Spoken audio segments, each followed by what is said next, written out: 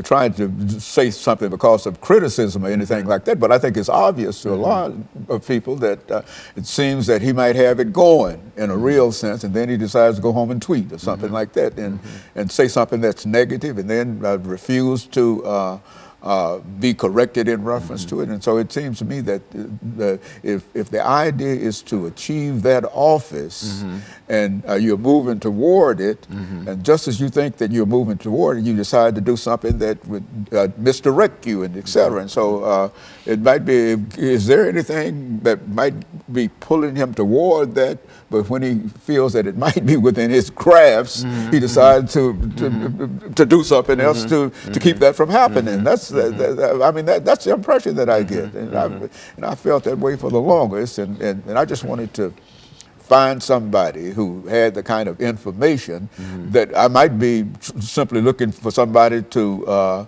affirm or confirm what I'm always already thinking, but that's what appears to me. And since most of us are so involved in terms of watching the television and finding out what's going on in reference to it, and one time the pendulum seems to be swinging his way, and by the time it seems to get there, he decides to go home and tweet or something like that. And I would imagine that that's quite confusing and in a real sense frustrating to some of the individuals that wish he would push forward. And I think that that's what we're seeing, we see being worked out continually. Yes.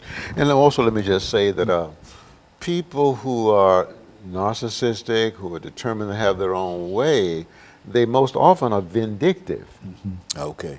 Vindictive, okay? They most often are prone to try to get even with other people. Okay. And so we see evidence of Mr. Trump's vindictiveness. Speaker Ryan said, "I'm not there yet," and Mr. Trump said, "I'm not there yet," when the opportunity came for him to endorse Speaker Ryan. So, so yes, I think that there's a problem there. There's a significant problem, and I'm trusting that that God, acting through the American people, will make the decision that I think that's really going to be good for the country. Now, is there a solution for a person who might be faced with such a problem in their own lives? I mean, what can be done in order to rectify that situation, to make them come to an understanding that things ought to be different? Right. Well, I think that surrender to God. God is the answer. He's the only answer to low and very low self-esteem. He's the only answer to self-loathing or self-disgust or a person not feeling good about themselves. God is the only answer. And He's created us such that unless we turn to Him, unless we find our salvation in Him, unless we find our healing through Him, then we continue to suffer the pains of low or very low self-esteem.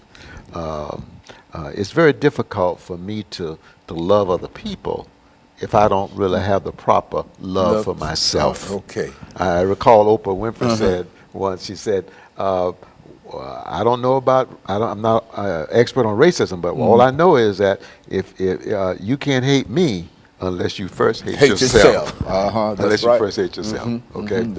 So I'm in prayer for Mr. Trump. I do pray for him. Okay, and I wish him the best. But I don't think that he's the man for the job of presidency at the present time. And I don't think that he's a man that would like to be. I think he'd rather take the run and be successful in the run. But I don't think that he would. Well, as president, you cannot have your own way. No. Is that right? That's right. Okay, you can have your own way. You've got to be willing to listen to your advisors and to other people who have a much better knowledge than you have. And so if you got a problem of not being willing to listen, okay, and not being willing to compromise, okay, then No, the presidency is not the job that you For need. you, that's right. Yeah, it's not the job that you need. You like to run, but it's not. And running brings a lot of excitement and everything else Yes. about it, and it's entertaining, and, Yes. and et cetera, and et cetera. But when Yes. it comes time that the ballot, that the votes are counted, and the possibilities of you having to do what you have to do, see, you Yes. can't. You have to stay in the White House. Absolutely. Sit in. You got you got to stay there a while. and plus you got a schedule, and you got to follow the schedule. You got to be willing to follow the schedule, okay? Which is like following an authority outside of yourself, okay? So anyway, I feel I want to thank you for inviting me to come and to share in this way. It has helped me to crystallize my thinking about the situation, about election, about the presidential election 2016. Yeah, well, I want to thank you, and we've got about a minute before this show ends for the day. But that's essentially what I wanted to do. You know, after seeing that. About love and how persons ought to respect and the things that we've been talking about over the last 15 or 20 years. But I think that, and I guess that's primarily through those kind of conversations that I came to the conclusion that, hey, I got to talk to Poe about this, because this has been weighing on my mind, and every time it happens, I say, well, how did this happen? And now I know. Yeah, I've got a fairly good idea that sometimes you just don't.